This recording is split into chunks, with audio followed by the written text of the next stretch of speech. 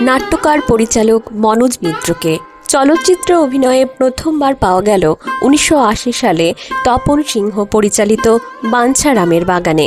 তাঁরই নাটক সাজানো বাগানের চলচ্চিত্রায়নে তিনি হাজির বাঞ্ছারামের চরিত্রে।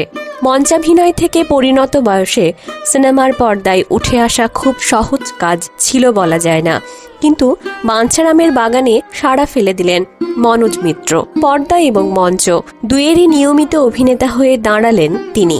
তপন সিংহ, বুদ্ধদেব দাশগুপ্ত বা সত্যজিৎ রায়ের মতো পরিচালকদের পাশাপাশি অরবিন্দ মুখোপাধ্যায়, হরনাথ চক্রবর্তী, প্রভাত রায় বা অঞ্জন চৌধুরীর মতো মূলধারার পরিচালকদের ছবিতেও তাঁর অনায়াস উপস্থিতি। যিনি স্বপ্নের সঙ্গে বাস্তবের সঙ্গে অপ্রাকৃতের, উপকথার সঙ্গে দিনাতিপাতের লড়াইকে এক করতে পেরেছিলেন। নিজের লড়াই থামল 12ই নভেম্বর 86 বছর বয়সে।